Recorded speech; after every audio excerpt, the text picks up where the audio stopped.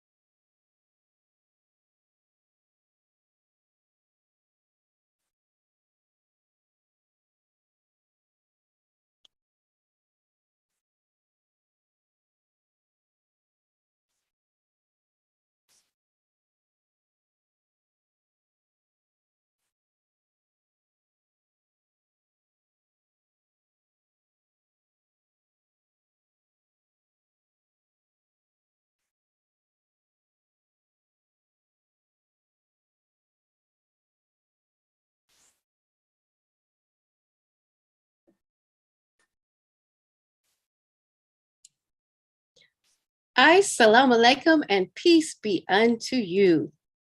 Welcome to Project Separation, Building Our Promised Land.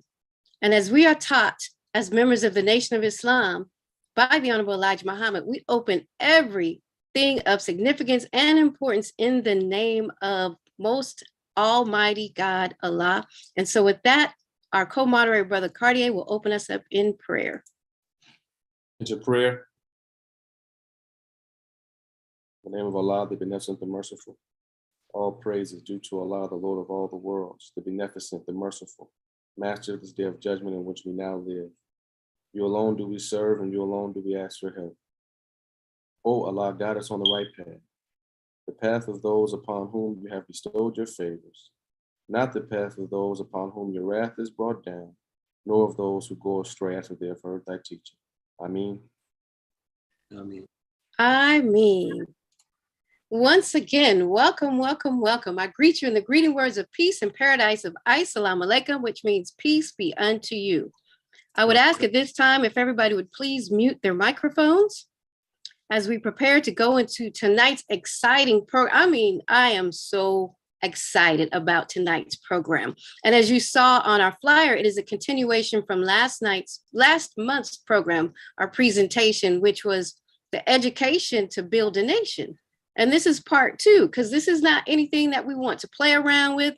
And really, we're behind the 8 ball. We don't even have time to lose.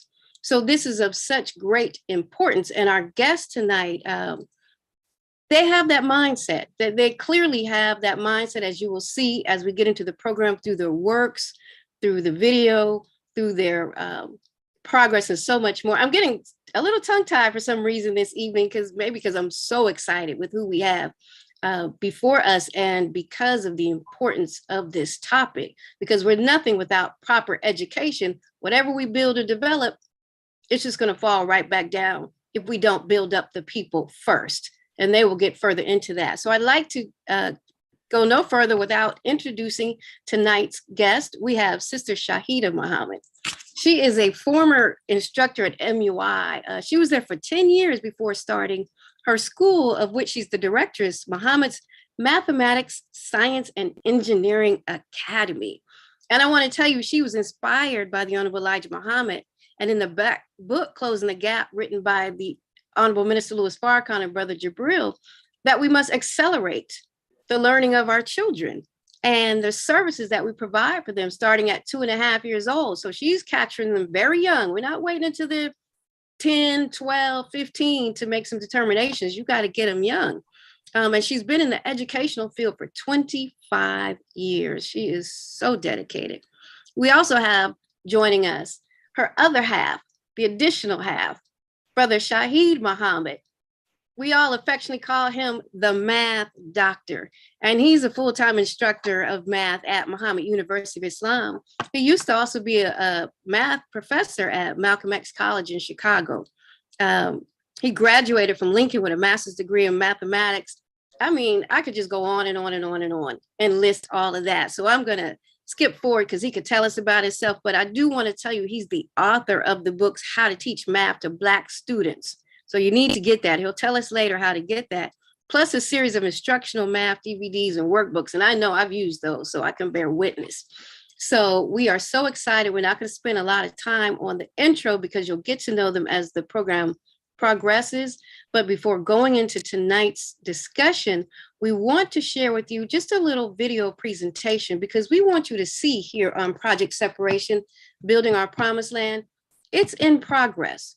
We're not just talking about it. You will see that things are happening all around the country, all around the nation to show forth that Project Separation is a seed that's been planted really by the coming of God himself, and then into his Christ, the Honorable Elijah Muhammad, and further through the Honorable Minister Louis Farrakhan and Student Minister Ava Muhammad took it around the country in a series of town hall meetings, Project Separation town hall meetings. And now we're talking about what it looks like. We're seeing it, it's happening. So without further delay, we'll ask Sister Joy, our technical support, to provide us with the video.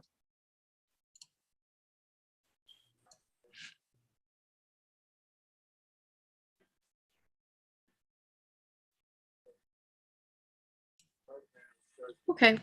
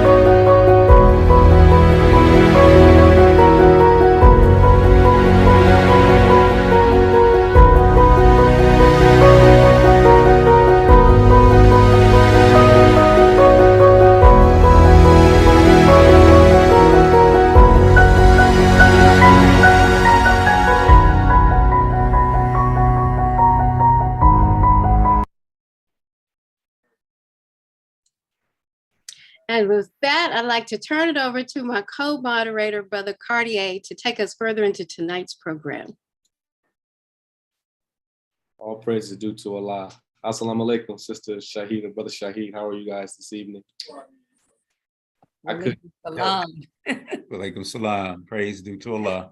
I couldn't help but just smile as I watched those videos. I remember a lot of those projects. And, you all don't know, my two oldest sons attend Sister Shahida's school.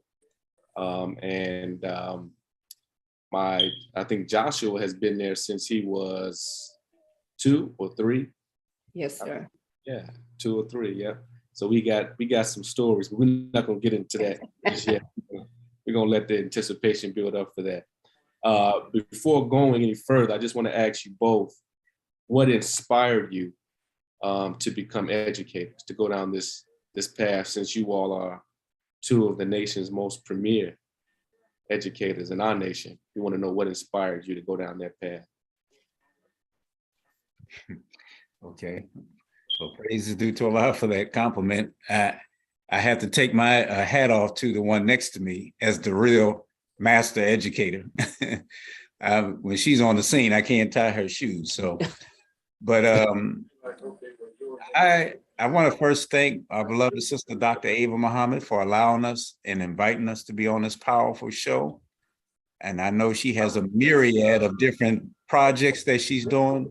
So it's just a blessing that she is able to be on with all that she's doing. It's nice to be in her presence. And we thank all of you that allowed us as well to put on this beautiful, mighty program. I actually was not on my way to be an educator. My original goal was to be an astronaut. Just one moment, if you could. Family, if you're on the live, if you could mute your cameras, we're getting some feedback. You can just put your camera to mute. Somebody can identify that background and mute it.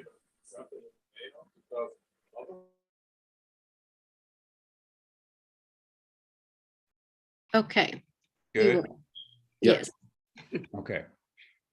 So my original path when going to college was to be an astronaut. but I was steered away from that. And then I was going to be an aeronautical engineer. And then I had my first physics class with this Asian professor, and I had no clue what he was talking about. So that steered me away from that. But I ultimately believe that Allah God had that as my goal and purpose in being brought into the universe because of my Allah's blessing upon me in terms of my effect that I've had with students all over the city and colleges, as well as in Muhammad University of Islam. Just the tremendous reward of hearing from students how much they love my class, how much they got from the class. I just knew that it had to be Allah's purpose for me.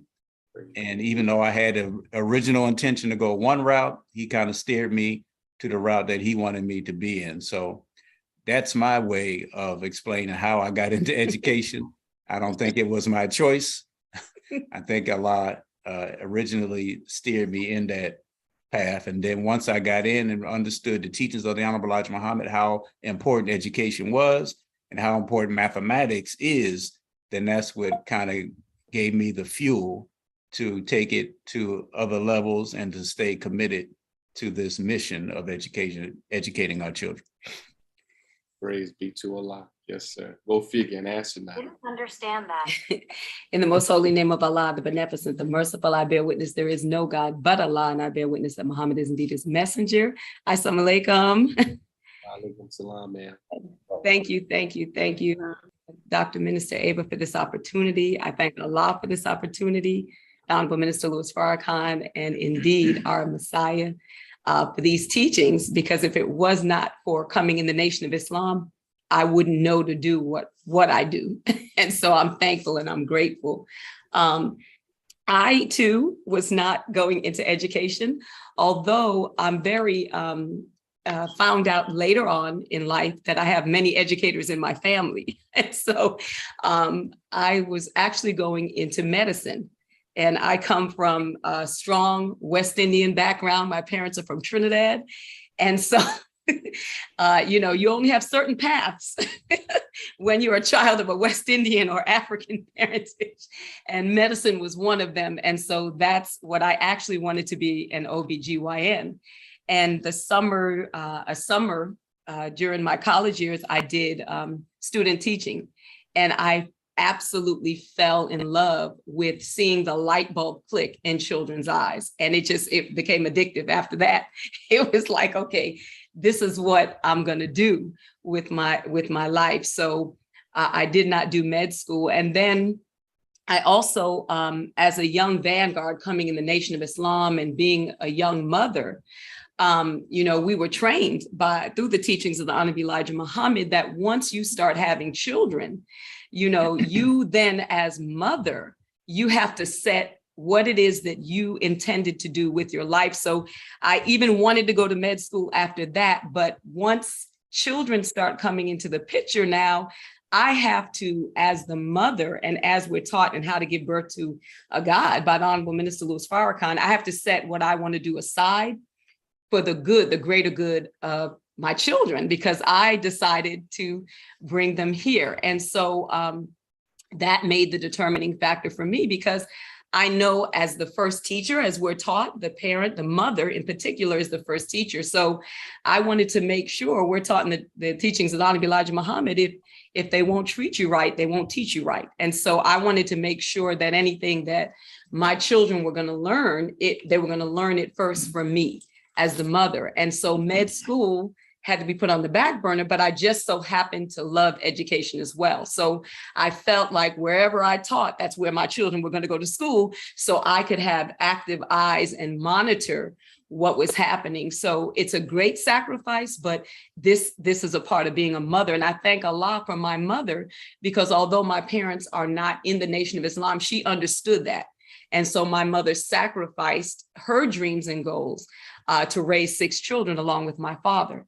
And so I understood that as a young Muslim in the Nation of Islam, and I'm thankful and grateful that I did my due diligence. But there's something else that the Honorable Minister Louis Farrakhan gave us in the lecture, The Beginning of Slave Making. I believe it was in 1980 that he did that lecture. He said, you can tell the worth and value of an educational system by the product it produces. So I always thought in the back of my mind, what am I going to produce? What do I present to Master Farad Muhammad in my children if I don't put in them? And also, we know that education is the torchlight for civilization. So what am I going to present as a contribution to my nation to raise our civilization? So that did it for me, education was more important so that I can have eyes on, hands on, boots on the ground with my own children, and then also to inspire other children that are in the Nation of Islam. So that's long story short, that's why I teach. Yes, man, all praises due to Allah.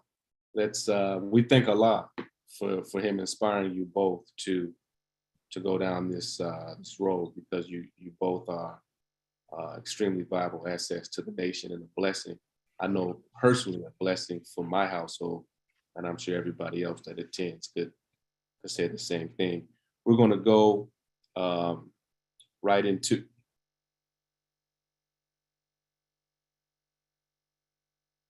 I'm sorry, I thought you froze. no. Okay. I had a little thing that came up that said internet connection, and I make sure we didn't freeze. We're going to go right into the first question, because I know, and this question I think is particularly important, given it's the foundation of what the Honorable Elijah Muhammad wanted us to do when we started a new educational paradigm. And I know in our I am statement that we say, that the children say at the school, we say we don't have time to waste on mindless activities. I'm ready to learn if you're ready to teach. And my son, I remember my son saying that at 2 years old and saying it still today. So the first question is, why is it critical to teach and train our children at the earliest possible age? Can I go first? I'm so excited. You can go, period. So it is important because we are setting the foundation for a nation. And we cannot set that foundation when they're teenagers. It's too late. And so when I read, in Closing the Gap by Honorable Minister Louis Farrakhan on page 373, this is what really solidified it for me. In Closing the Gap, it states that the shortest distance between 2 points is a straight line. So it is in education. The child must know at age 6 what it wants to do with its future. So if a child at age 6, like Master Farad Muhammad, like Yaqub, and like all of those that came before them, knows what it wants to do at age 6, then starting kindergarten, right, at age 6 really is, that's Yaqub's teachings for his people. That is not for us.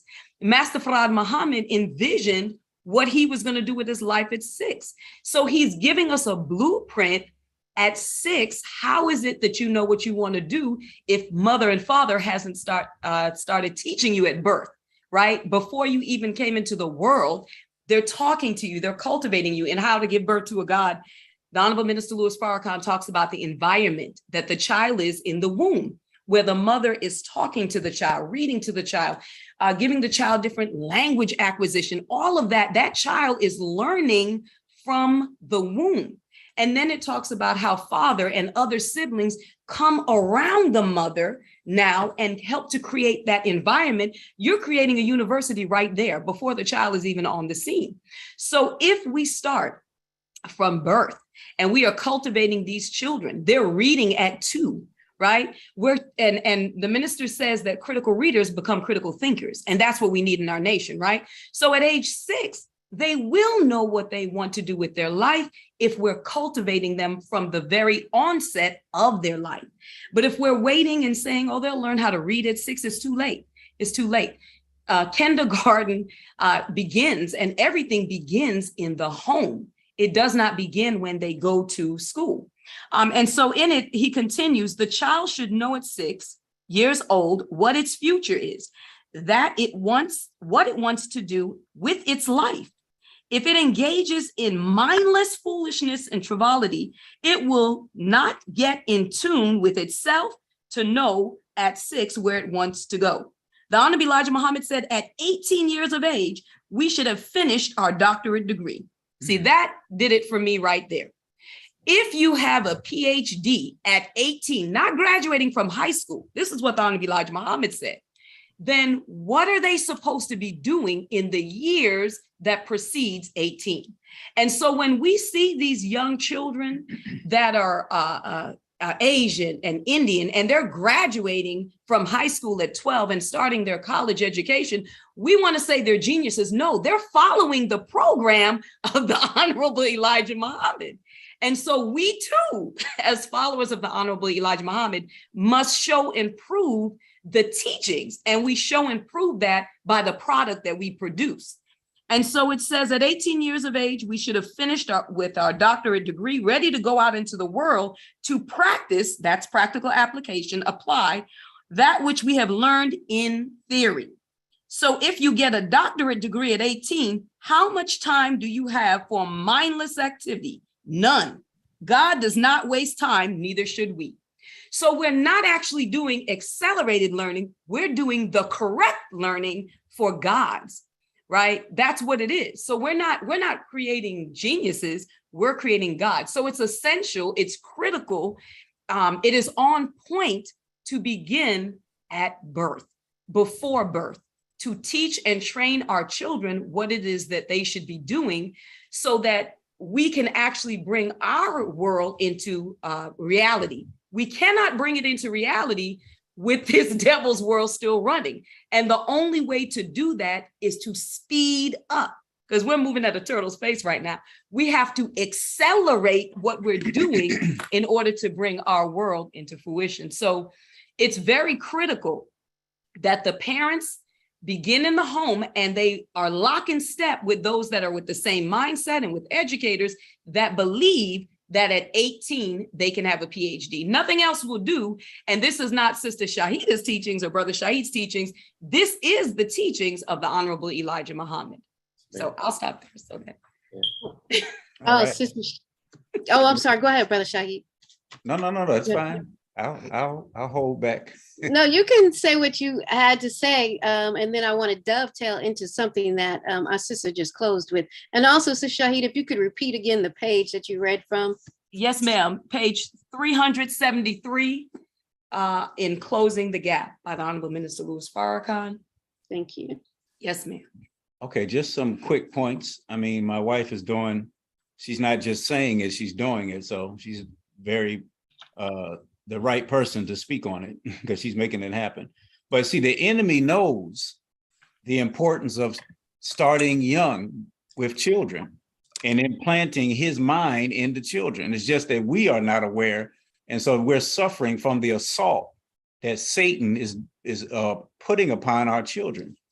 See, that Herod did not wait until Jesus became 18 or 25 to say we need to take them out. They said destroy or kill all the boy babies from 2 years old. Pharaoh ordered a similar edict to kill the boy babies. Advertisers in this world, they target children. They don't wait until the person becomes an adult to try to get them addicted to cigarettes, get them addicted to alcohol. They start the children off and then they have a lifelong customer. In English lesson C1, Master Father Muhammad says they were made blind, deaf, and dumb, not when they were teenagers, not when they were old, when they were babies. Yaqub started school at age 4, knew his mission at age 6. Master Fard Muhammad, we all know, at age 6, knew his mission. And then I just looked up, King Tut was ruling at age 9. Mm. Ooh, man, So that's- what type of child development did he have? Was he in preschool just playing with Barney, playing with SpongeBob? Or did he have some type of knowledge that was given to him, qualifying him to be a ruler over Egypt at age 9? Now, PIJ, I know we don't really quote a lot of these Caucasian educators, but he had a powerful quote that I like that deals with this. He said that the infant determines the toddler determines the child, and the child determines the adult. So if you look at lions, when they bring the lion over here to put him in the zoo or the circus and zoo lion, we know is not the same as the original lion. The original lion has knowledge of self. He doesn't fear anyone. But that punctified zoo lion and circus lion, they did not get them as adults and make them like that. They got them as cubs. So everybody understands the science of getting or starting young as possible. And even the Honorable Minister Louis Farrakhan, his book series, How to Give Birth to a Guide, he talks about not just talking about preschool, nursery, he's talking about going into the womb. Yes. And then he even talks about going into the mind of the mother before she's even pregnant. Yes. So how early can that be? So it's definitely very vital that we start as early as possible if we want to make a guide. That's so critical, because I always think in terms of, we know that our youth are a target of this world, and it's easier to pull up a sapling than to chop down an oak tree. Yes. So you want to get everything young. And so you spoke into something I wanted to point out. If we noticed on the video, we saw very young children, and some of them, if you go to Sister Shahida Muhammad's Facebook page, you'll see them when they were even younger. But I noticed that they were engaged in aquaponics. They were engaged in physiology and anatomy. They were engaged in physics. They were engaged in various aspects of agriculture. They were engaged in architecture, but they're very young. And you made a good point about starting them young. So if you could speak a little bit about your methodology of engaging the minds of children at this very young age at subjects that are made by this world to seem so difficult. Yes. But Yes, they ma'am. are getting the concept. So if you could just They touch are. on that for us, please. Yes, ma'am. Well, when I was at Muhammad University of Islam in Chicago, I was blessed to have phenomenal parents, phenomenal students. And I started experimenting then with some of my classes, giving them what is quote unquote high level work. And the children, if I didn't tell them what grade level it was, they didn't know. I was giving it to them and they were able to master it, because the Honorable Minister Louis Farrakhan teaches us, you just put it in a baby bottle, right? You put it so that they can understand what it is they're learning. And so from that little glimpse, I said, well, what else could they learn? So I started experimenting more, which is what the Honorable Elijah Muhammad teaches us. He said to experiment. Now, they weren't my children, but I was blessed to experiment. And with that, I said, I know they can get more. And so I started giving them more to the point where I started MMSEA, there were no grades. You didn't know what grade you were in. You just knew you were doing work. They just knew that was their assignment. And so what I did was I started with very young children. So if you were potty trained at 2.5, you were with Auntie Shahida, Auntie Lisa, and Auntie Marlo, and we went to work. And so I started them with the phonics, the reading, the writing, and the math. Started them off with that and gave them a firm foundation. Once they were able to read now and they were able to critical think, we were given through Applied Scholastic and the Dianetics, give them check sheets. So I was able to go from one table to another table to another table. And the children, because they were able to read at a very young age, they were able to facilitate at a certain point their own learning. So I would hook them, get them started, get them interested in a project or whatever they were doing. And then they were off and running. And they would come to me or Sister Marlo or Sister Lisa to check them off. And we kept it moving like that. but I made the learning so, the bar, I set the standard so high because, and they, for some reason, the children, I used to tell them, don't let me have to call Master Farah Muhammad. They had it in their mind that I can call Master Farah Muhammad. So they wanted to impress Master Farah Muhammad in what they were doing. And we did what the minister said. He said, we cannot exhaust the wisdom that is given to us in this book. So I literally had the children, they would line up for prayer and they would go through the recitation of these lessons. The recitation of these lessons from 7:30 in the morning, sometimes until 8:15. And I mean, Sister Lisa R. Muhammad, if anyone knows Sister Lisa R. Muhammad, she was the drill master instructor, and they would go through the lessons, and then we would do projects in order for them to understand the lesson. So when we were talking about settling on the best part of the planet Earth, we made lava lamps. So now you can see buoyancy. You can see, you have to be able to tie the teachings with what you're learning. You have to be able to see the math and science and language arts in the teachings, and then you bring it out so that they can understand, what does it mean to settle? What is buoyancy? And so we made lava lamps so that they could see that the oil, the density, and how the bubble, went up. So these are some of the things that we did. And we would have all sorts of projects that the parents now, because it was more an education for the parents in truth than it was for the children, because the children will just fall in line.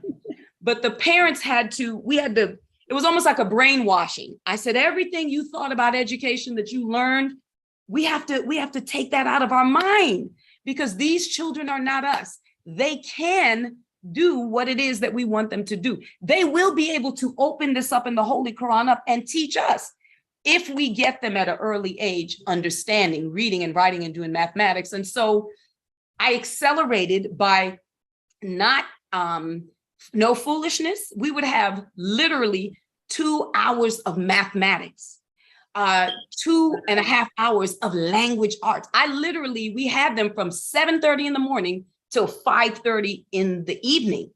And in the early years of MMSEA, they had Sensei Daniel, whose son just graduated. He started with me at 4, just graduated from MUI Chicago at the age of 14. And he's going to Chicago State University to study engineering. So this proves. Another student, Dorothy Tillman, she's 16. She has 2 degrees and 2 masters, and she's working on her PhD. Started with me as a young student. So it's not theory anymore. We see actual flesh that it can be done.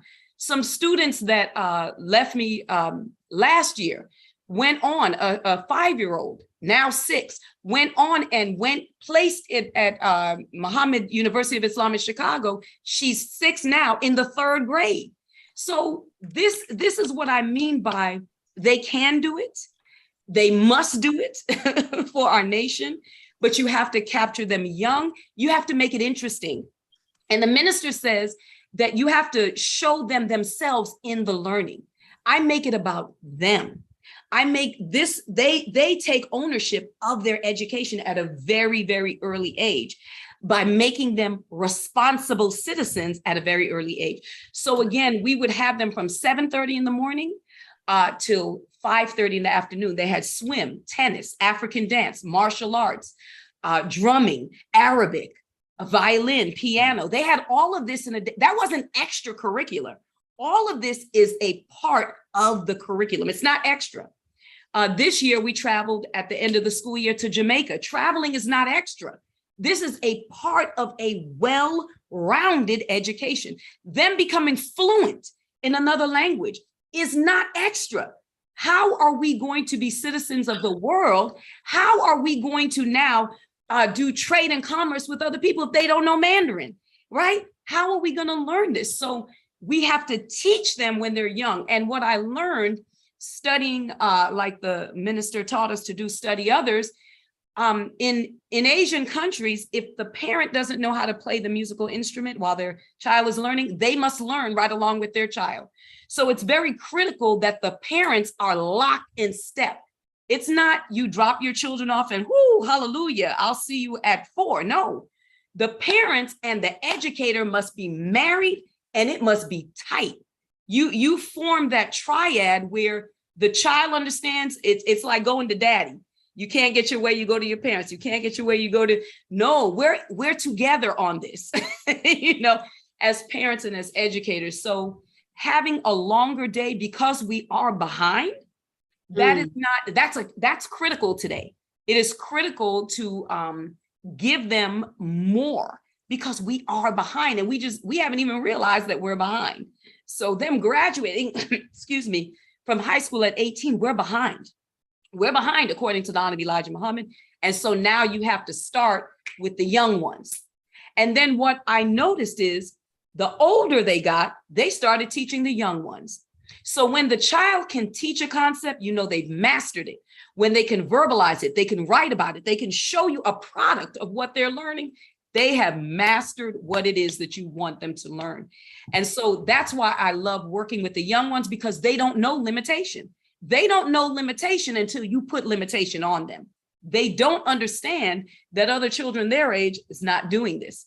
And that's the beauty of getting them while they're young. So I hope I answered. You can tell I'm very passionate about what I do.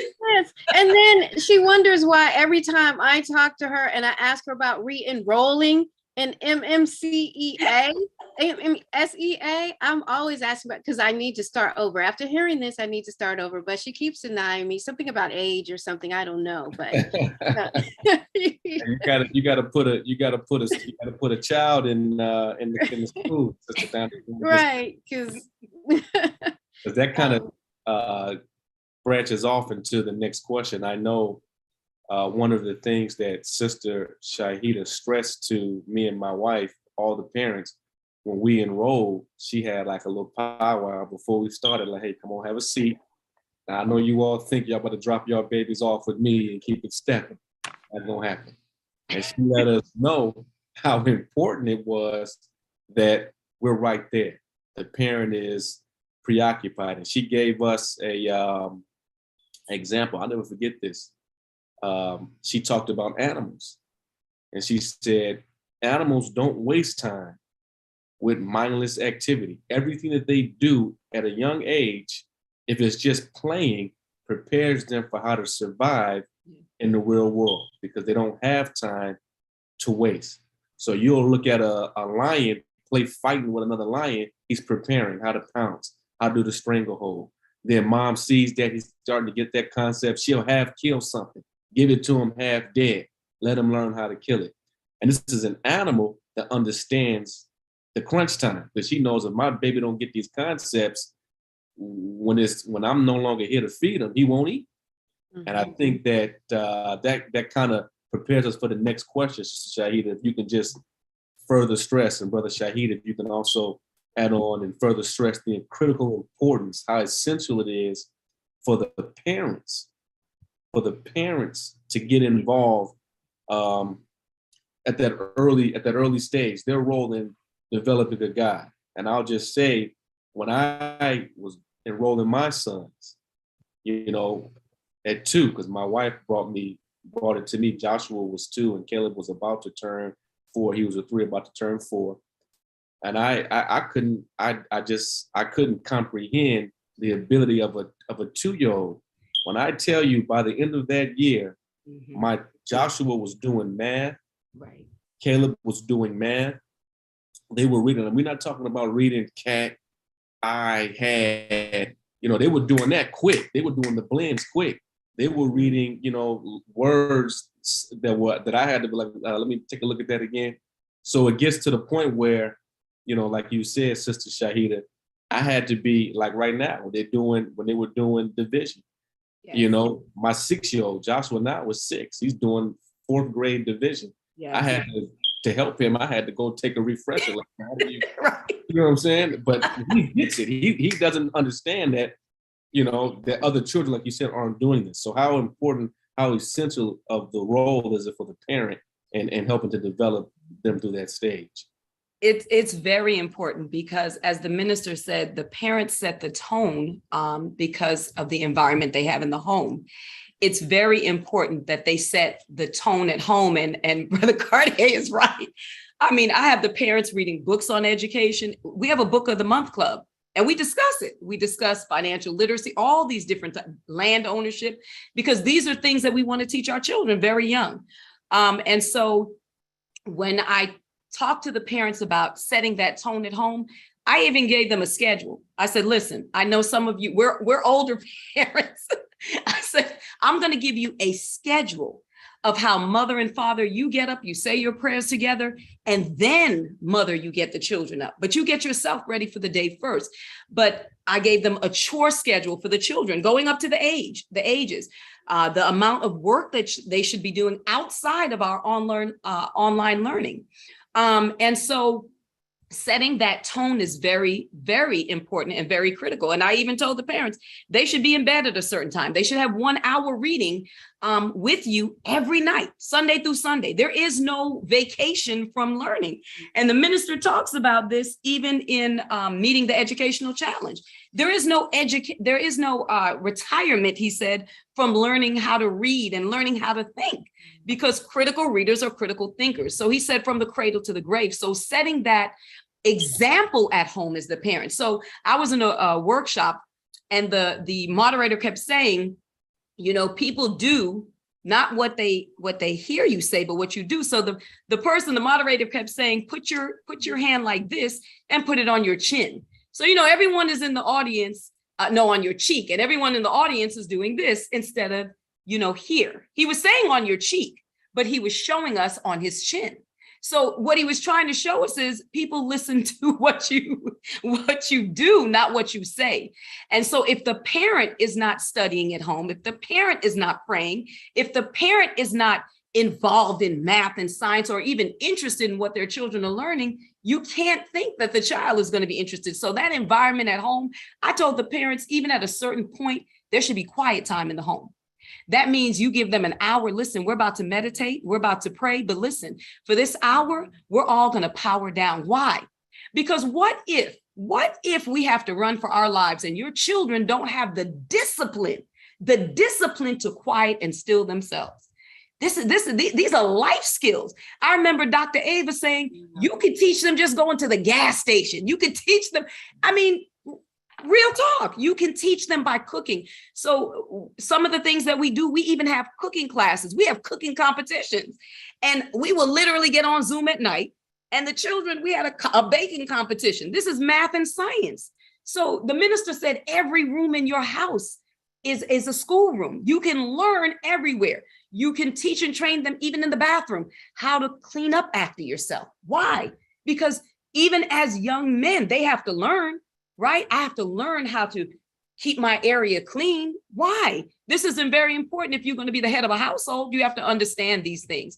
So when I'm teaching the children, I'm also teaching the parents through the teachings of the Honorable Elijah Muhammad and through the experience that we have as older parents, so that we can create an environment, not just in school. The expectation is high in school, but it also must be high in the home.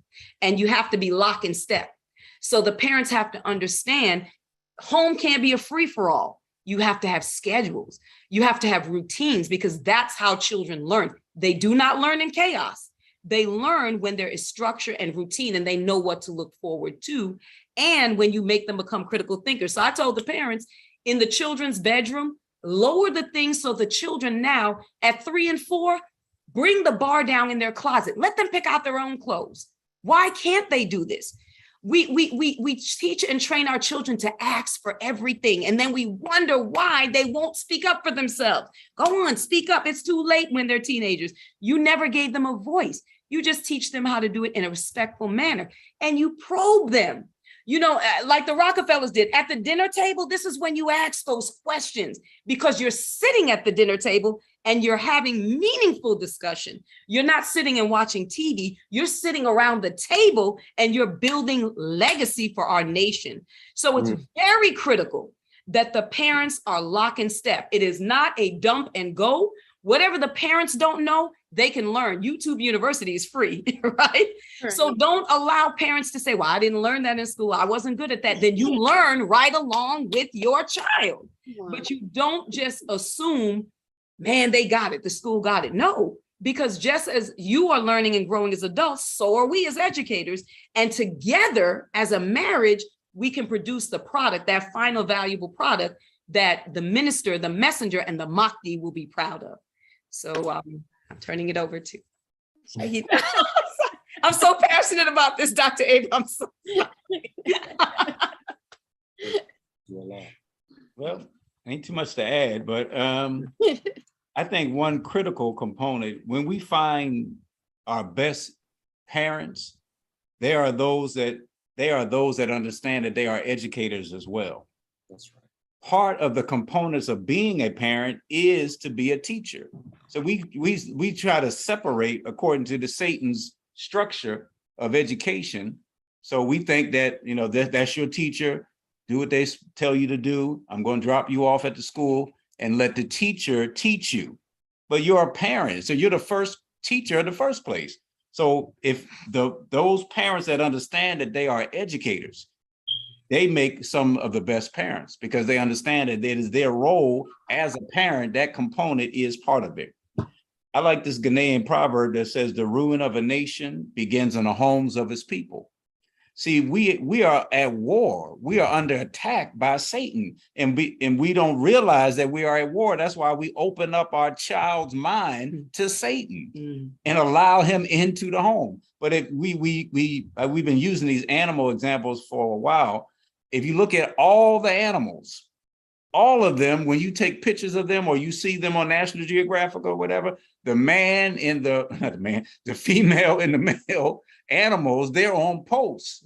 They're teaching, but they're also on post, on guard to make sure that nothing harms their cubs, nothing harms their little ones. We have on the side, when I go to turn the hose on, I've been noticing these birds start making all this noise. And I think it's because there's a nest out there and they think that I'm an intruder. So he's flying, the bird is flying over to the roof, flying back, letting me know, look, don't get too close. So parents are the first teacher. They are also the bodyguards of the children, their child's mind, all right? So if they are not on their posts, then that's why we have the hell that we have in our communities right now. And that's not just Black people. 85% of the planet are not on their posts as parents because Satan has taken over this world and we are caught up in his culture and his underworld. So we see the product of when the parent is not on the post, but we also see the product when we have good parents. And those of us that have been teaching, we know when there's siblings, we already know that sibling, if it's already a good, if the student is already good, if there's any siblings, we know most likely those siblings are going to be good children and good students as well, because the parenting was sufficient for that first child and they continue it with the other children. So that's the track record that I see. All those students that are real good at math, those students that are doing well and excelling, any siblings, I'm looking forward to seeing them because I already know that their parents have it locked down and they're setting up a home environment that's conducive to producing gods. Yeah. Now, you both brought up the difference because, well, first of all, you've shown and proved the distinction between what we see in this world's educational system and what is happening at schools such as yours. And even the schools that we featured last week, Elevated Places School, our Muhammad University of School System. We don't want everybody out there to think that this is also just an anomaly. This is, as you said, how we're being taught and it's taken places. So I wanted you to just address briefly, because you all are excelling at this time, but we went through a phase for these last 2 years under this pandemic where we saw the school system, the general public educational school system kind of come crashing down, as is meant to be. But I'd like you to speak a little bit how you continue to keep that same level of engagement. I know you spoke on the parental involvement, but what are some of the things that you did a little bit different or kept that engagement when online learning became a necessity? And then if you could speak a little bit on your new facility, your new location, and that added component. I guess I can talk about the online. When I say praise be to Allah for the pandemic, that was a blessing. That was a blessing because it really did show us what was happening in the public school system, right? And so because of the pandemic, a lot of Black parents actually decided to keep their children out because they realized their children weren't learning. Their children were not learning. And so we have had, a mass movement where more Black parents are educating their children at home. The way that I can honestly say that I kept the little ones engaged, because it is harder when I have young students, 3, 4 and 5, to keep them engaged. You have to keep them moving. So we're not just sitting there. They're not just doing board work or whatever, but they're cutting, they're pacing. They're literally putting together their own textbooks because we do interactive books. I have a song just about for everything. Brother Cartier can tell you, the parents would get so tired of the math songs that we had. I mean, when it's math time, you have to keep them. Our people are rhythmic. Children need to move. We even have a time where at the end of our sessions, where we power down and we have a mindful moment, and they're just doing breathing activities or breathing exercises. In the middle of our day, we're having an exercise and a movement, but you have to understand that children, music, color, medicine, right? That is what we are taught is Islam. So they have the music aspect. We're getting music and rhythm going, right? They're doing art. Whenever we're learning a concept, they're drawing the concept, they're labeling the concept. So you add that color, like Mother Tynetta says, you add that color to it. And then with the medicine, your food is your medicine. So part of what we had to do, we had to learn how to do aquaponics. We had to learn how to grow in the food. And so the children had to show, hey, listen, I grew this. And then we also did with the growing, we worked with food so that they can understand music, again, color and medicine is Islam. And so you have to incorporate those things in a part of an education, especially online, where you have to keep actively engaged and you have to show the children, each one of my students is so important to me. And so sometimes the children will call me after school. I'm thinking it's the parent calling. Cartier's children will call me. I'm thinking it's his wife calling me. And it's the children calling. Hey, Auntie Shahida, I just want to read to you. They'll video chat at night. Hey, if they find something fascinating or interesting, they're literally calling and saying, hey, can I show you this, Auntie Shahida? So you have to show them that they are so valuable. They're so valuable. And so when you do that, and I'm not just teacher Shahida, I am literally Auntie Shahida to them. I'm the one, when the parents call, hey, your niece or nephew been acting up, I get on the phone, hey, what's going on? So you have to make that connection, and that parent has to understand, I'm here for you. I'm really here for you. We're here for each other, and we are a village.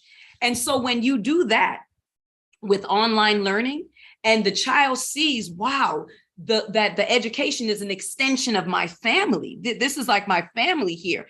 I had parents that came from out of state.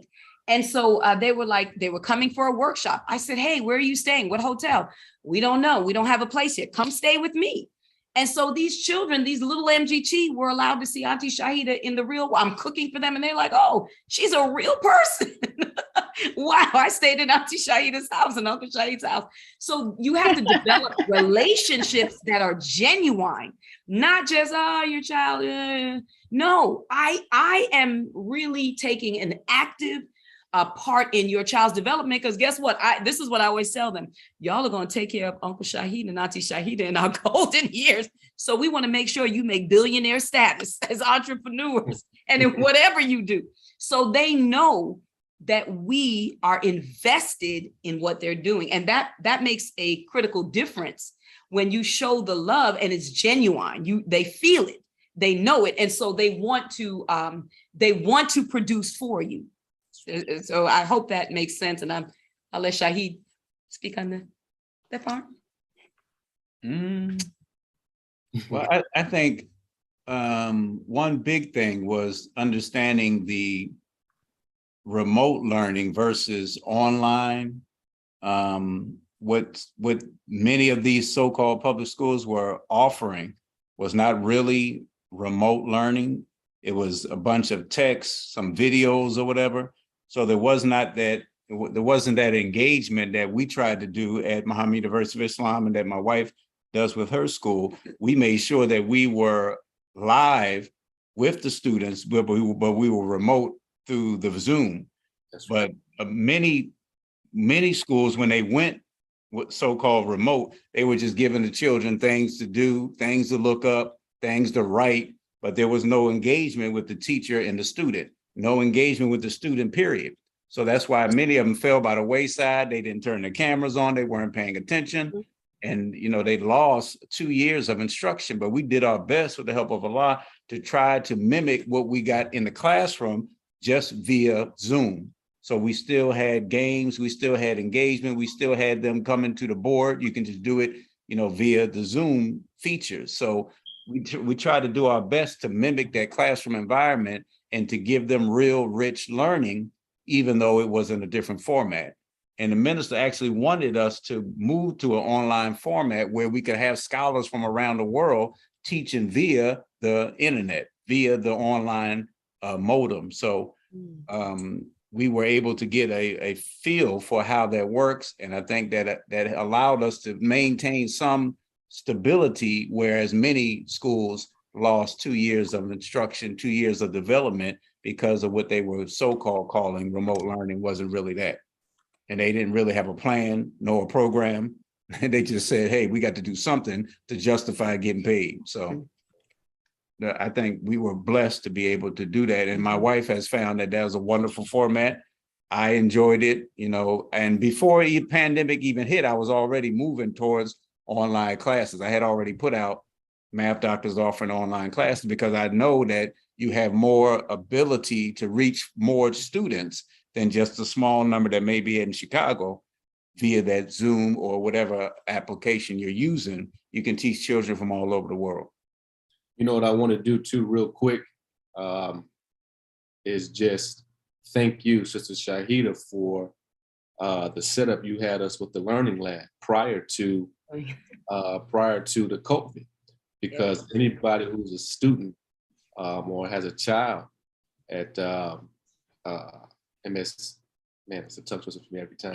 MSDA. Whoever has a child there knows that Sister Shahida had us set up little, almost like classrooms, little areas in the house prior to COVID. They would go to school, but after school, they have to have their time and their reading nook. They have to have their flashcards and everything. And this was almost like a little mock classroom in their bedroom or wherever. So what me and my wife ended up doing is when we went remote, we just put the computer there. And it just changed. It went from supplementing as the extracurricular time after school to just being the time that they would be online on the computer there.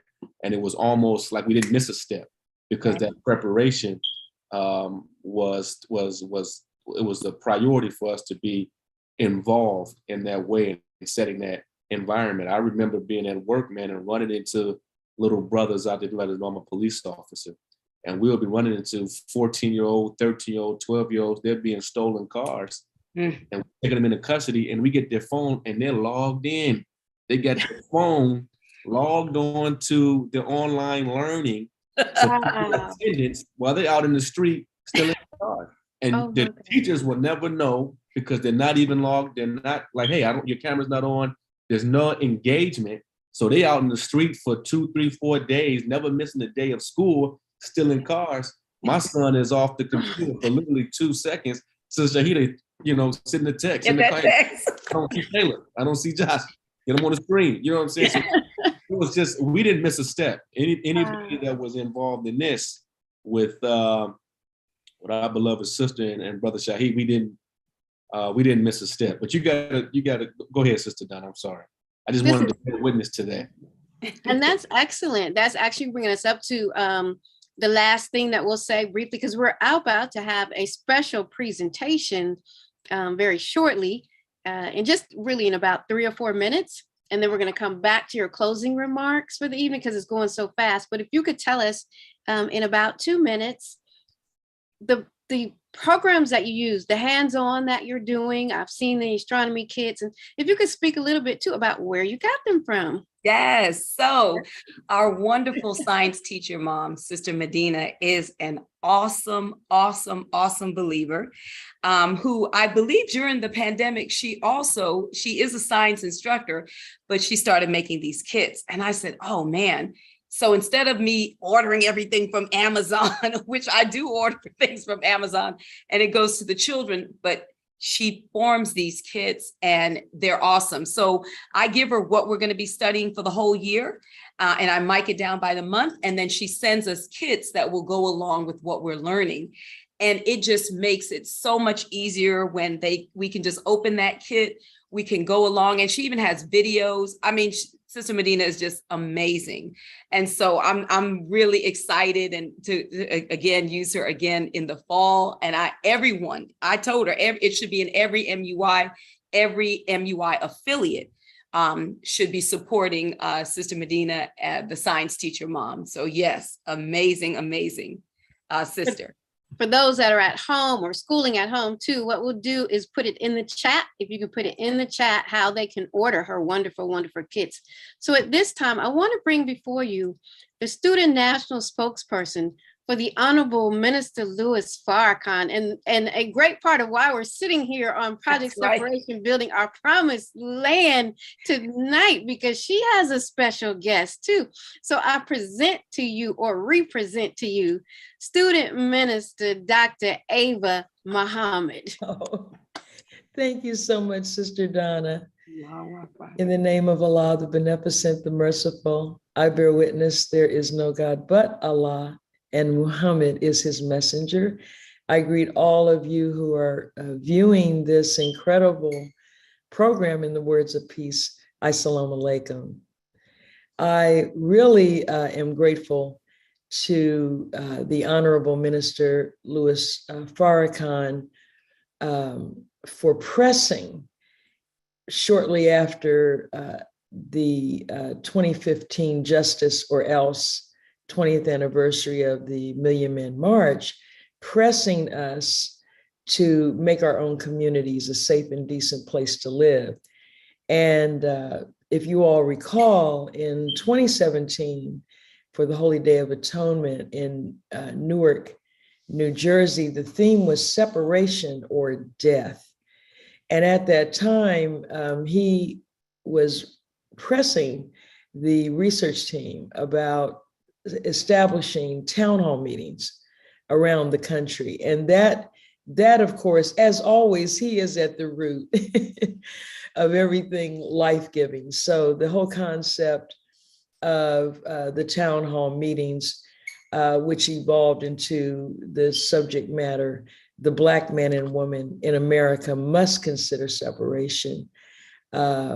These were just phenomenal gatherings across this country, coast to coast. And in Los Angeles, our brothers and sisters turned out, the Native American brothers and sisters. In Arizona, our Mexican brothers and sisters came out.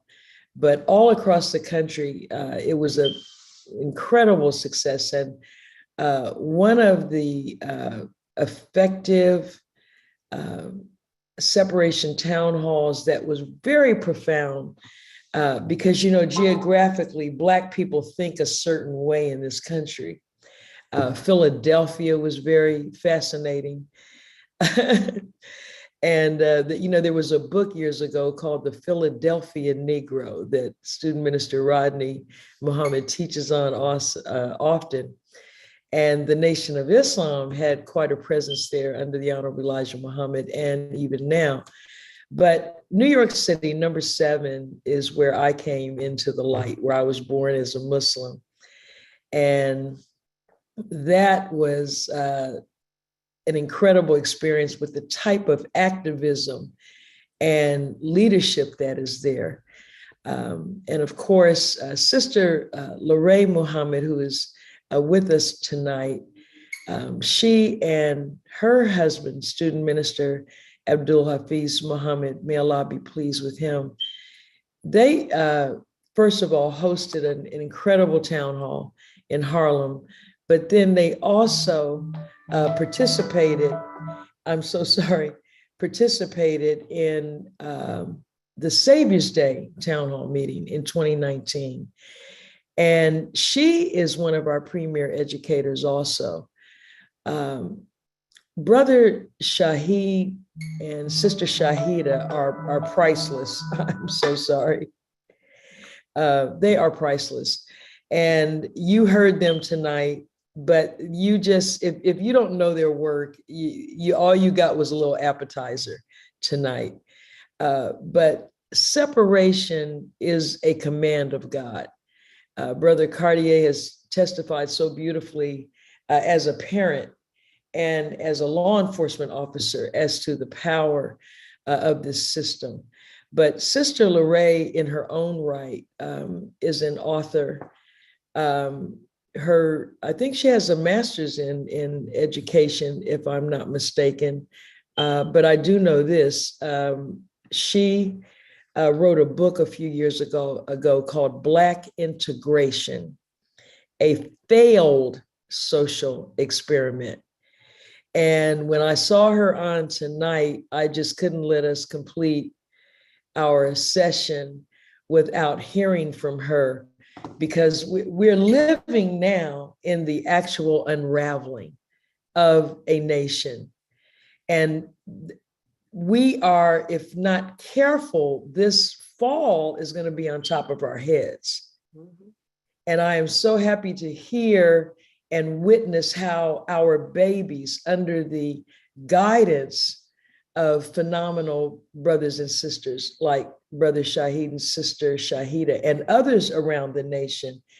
And we need the analysis from the type of brilliant perspective that Sister Lorraine gave us in her book. And so without any further ado, I wanted to bring her on. Assalamu alaikum, Sister Lorraine.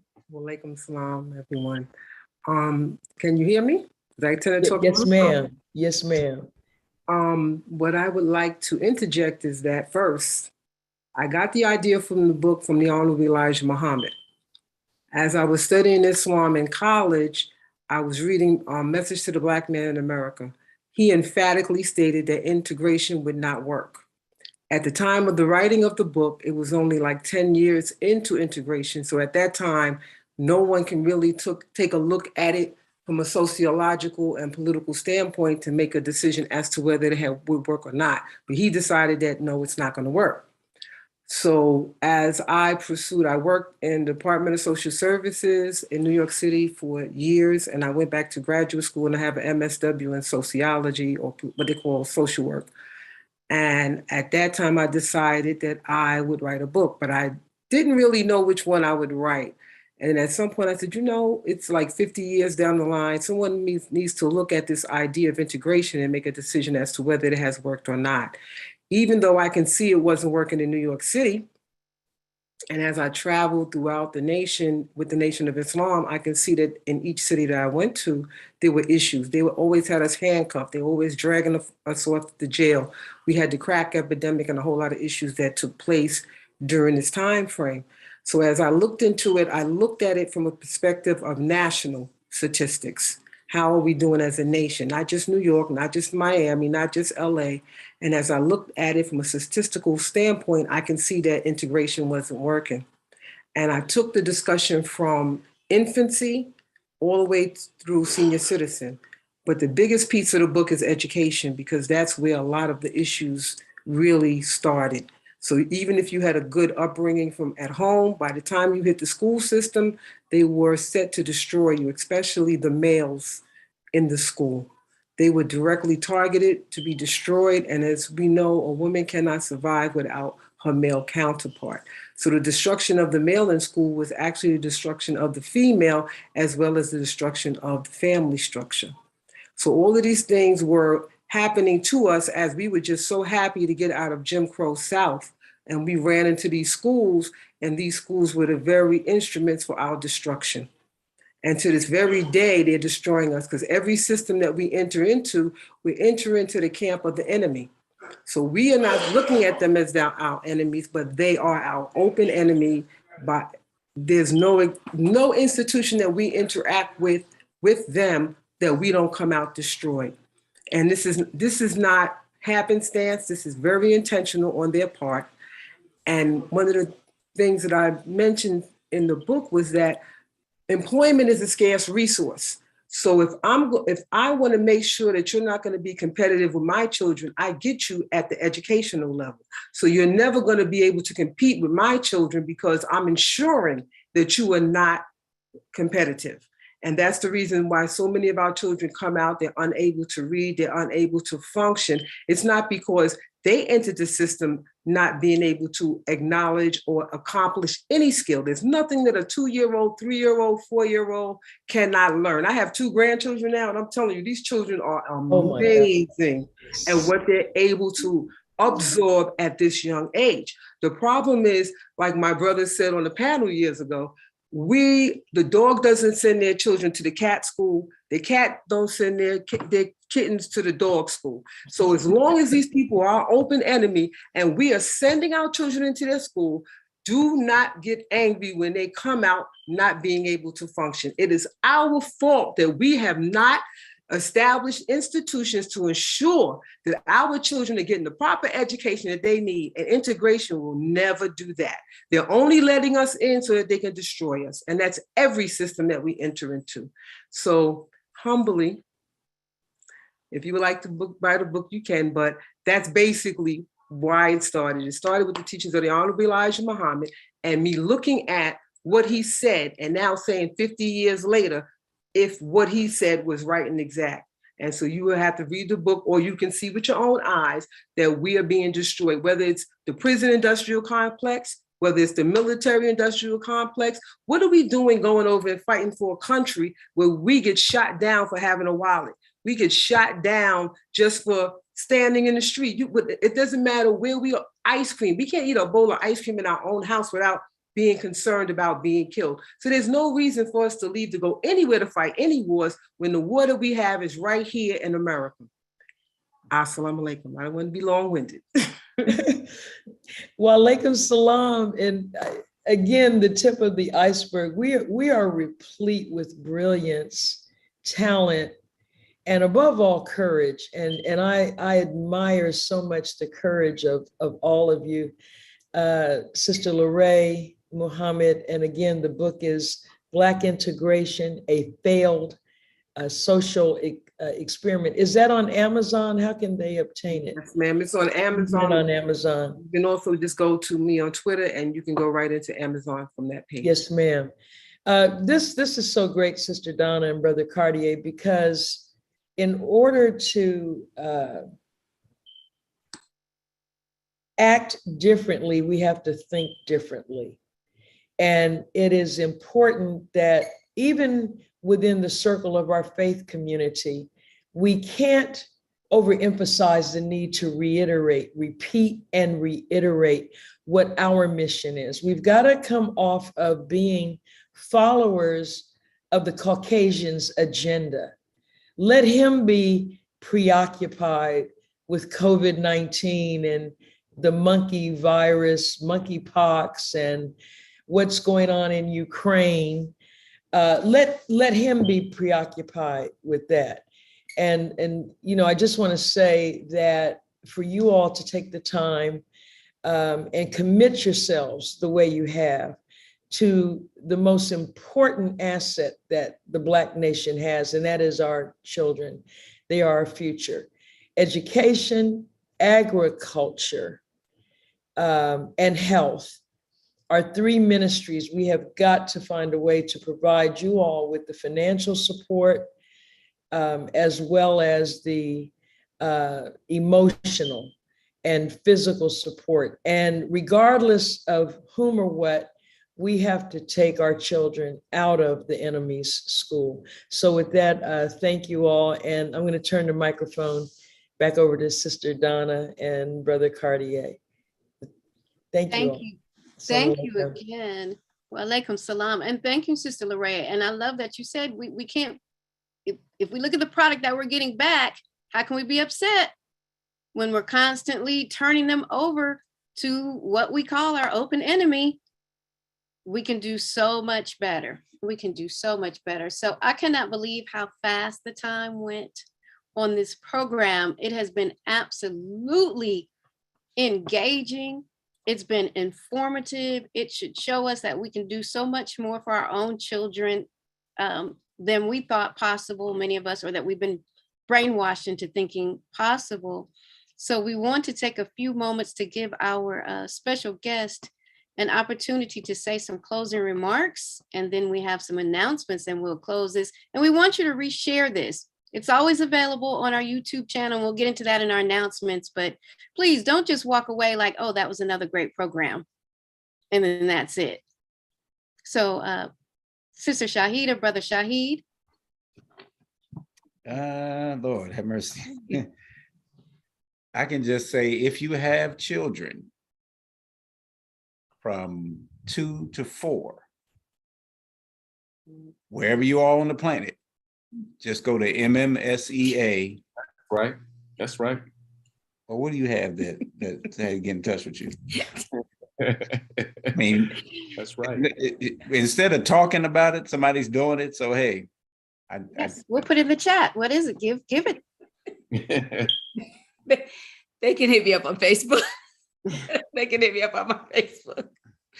But he's giving the closing remarks for us. and also, well, I'm not going to put up. I mean, you have closing remarks, but Okay. also if you have any math problems and you're suffering math ailments, you can go to the mathdr.org. It used to be .com, but something happened with this stupid website. But so it's the mathdr.com. I mean .org, O-R-G, and that's where you can get some math help. I'm also doing some online math courses. You can reach me at the website. Also, I have my email there at the website, the mathdr.org. And that is it. I just thank Sister Dr. Ava. I thank Brother Cartier, Sister Donna for. Oh, we had, I'm sorry, Brother Cartier, we didn't, there was one thing that that you put in there that we didn't get a chance to get to. So I did want to say that in the closing remarks, the national curriculum, the Honorable Minister Louis Farrakhan has been asking for this. And I think as educators, we must push for it.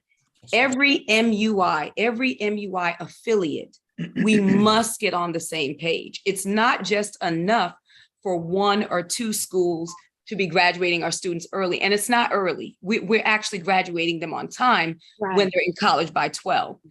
We have to, like Dr. Ava said, we got to bring our minds together. And we've been trying to do this for a long time, but it's very imperative that we get together with those that want to put together a national curriculum that will take our babies from the cradle all the way through the university level. It really is imperative because we don't want to keep hitting and missing. We want to get a hit every time. And in order to do this, we have to bring the teachings, our lessons, what we have, our supreme wisdom, and all of our books and knowledge. And we have to develop a curriculum so that for those parents, they could be in Alaska, they could be in Alabama, they're all being taught the same curriculum so that we can have a God every time we're producing gods for our nation. So I did want to put that out there because I know we've started and we've tried, but there's got to be a way that we have to get it done. So I'm just putting that out there. I'm willing to help. I know my husband, even though we have like 1 million jobs, now we have a farm, and the reason we have the farm is because we want to educate and train our babies on agribusiness. So we are literally teaching ourselves how to grow food. And every day we go out there, we're picking broccoli and cauliflower. We're like, oh, we're gonna cook this for dinner tonight. But we did this. So it's a learning experience for us as well. But we want to learn so that we can continue to teach and train our babies. So the national curriculum, that's what the minister means by the new educational paradigm. We have to get it out there. So I did want to put that out there as part of the closing remarks. That's excellent. And how can we support the farm? that as it grows into agribusiness, we need to help propel this and move this forward, because if I'm not mistaken, at one point you talked about a boarding school. And that is on the That agenda. answers a lot of problems for some people who may not have an option. So we want to support the building up of the farm for that. So how can we support the farm? So that we can put that in the chat. And all the information, I encourage everybody to go to the chat, look at the information, copy it, screenshot it, also post it on social media. Yes, ma'am. How do we support the farm? Still on your website. Yeah, I think I still have the donation and the information on my website for Algena Farm and STEAM Educational Center. That's what we're calling it. So they can go back to the mathdr.org and then look for Algena Farms. And then there's information there. They can donate and give it. We have information on what some of the plans are for the farm. Yes, sir. That is so, Yeah, it's beautiful. that. And That's amazing. we have to get the Ministry of Education Yes. moving. Right. moving, because everyone in every city has to make education a top priority. And if we have these ministries in every mosque and every study group, then we can be actualizing and moving and making things happen. But we have to have that central minister of education that can help the regionals and so forth. So Yes. these are things that we have to look forward to doing. That's right. And may Allah bless you all. And thank you for having us. It was Yes, thank definitely you. a blessing and an honor to be on. Definitely. Thank you, Dr. Abra. Thank you, Sister Shahida. Beautiful. It was a blessing and honor to have you. And Sister Lorraine, did you have any closing remark that you would like to? I know she's looking like, oh, you just threw me out there, but He handles it. you know. Oh, we need to He's on mute. let's unmute you. You're muted. Can you unmute yourself? There we go. Okay. You're muted. Oh. Okay, I got it together. Assalamu alaikum. My only closing remark is that we have to take separation very seriously. Yes. This is something that is serious, to the point that the Honorable Elijah Muhammad teaches us that separation is more important and more vital to us than praying. And you know how much we pray 5 times a day. So if he's telling you that separation is more important than prayer, that means that that should be a primary focus for us, because we can pray all we want. If we still waking up and we're walking in a world that is washed in sin and debauchery, our prayer is only going to last for a few minutes. So it's more important that we separate ourselves, our mind first. And once you separate your mind from Satan, then your body will follow, and we can easily remove ourselves and will not be attracted to the world that's falling down, Right. unless you would like to fall down with it. So it's very important that we take it very, very Right. seriously in these last days, that we're not clinging on to the world that we can see falling right in front of our faces. Mm. And that's pretty much my closing remarks. Assalamu alaikum. Alaikum salam. Walaikum salam. Salam. Yes, ma'am. I would not like to fall down with it. So yes, ma'am, separation is so necessary. So to close this out with our remaining announcements, we thank you again. We want to thank our special guests again, Sister Shahida and Brother Shahid, Sister Lorraine, of course, Student Minister Dr. Ava Muhammad, who is the vanguard in moving out on the words of the minister, my co-moderator, Brother Cartier. Behind the scenes today, we have 2 wonderful youth, Brother Zuri Muhammad, who helps us with our technical support and who is also my son. And we also have Sister Joy Muhammad, who hails from Tampa, and she's with our official NOI Youth Committee, and she is just a rising star as well. We thank our regular technical support, Sister Deanna Muhammad, our on-the-ground project separation coordinator, Sister Rona Muhammad. We cannot end this night without thanking the Honorable Minister Louis Farrakhan for his sacrifice. That's right. For us even having something to talk about, to even have the concept of separation, because he sacrificed and he stayed steadfast to his teacher, the Honorable Elijah Muhammad. So we are forever, forever grateful for those 2 men raised up by Master Fard Muhammad in person. And so with that, we want to make sure that you visit the website of Sister Student Minister Ava Muhammad, which is www.ministerava.com. You can get replays of previous master classes. You can get information on upcoming master classes, because we have to feed our minds on all levels. Right. Separation starts in the mind, a changing of the mindset first. You can also see her books and get information on the next upcoming releases of books. We invite you to visit Project Separation website, which is www.projectseparation.com, and join our mailing list. You can catch the replays of all of these programs on there, as well as some of our previous town hall meetings. You can also follow us. Please like and share our YouTube channel, which is Project Separation, and share this program tonight. I know you know people. I know you know children. I know you know somebody that needs to be educated better. And I know you learned that you didn't know that children could be taught physics at 2 years old and get it. I know we didn't all know that. Some of us did, not all of us. So we know that you have benefited from this program tonight. So let's not just end and walk away and say, hey, what a great program. Let's, as Sister Lorraine said, move in the direction of separation. And so with that, I'd like to turn it over to Brother Cartier for our closing prayer for tonight's program. Yes, ma'am. Attention prayer. In the name of Allah, the beneficent, the merciful.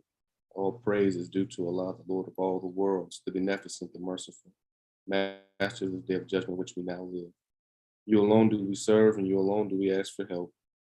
O Allah, guide us on the right path, the path of those upon whom you have bestowed your favors, not the path of those upon whom your wrath is brought down, nor of those who go astray after they have heard thy teaching. Ameen. Ameen. Assalamu alaikum. Wa alaikum salam. Awesome.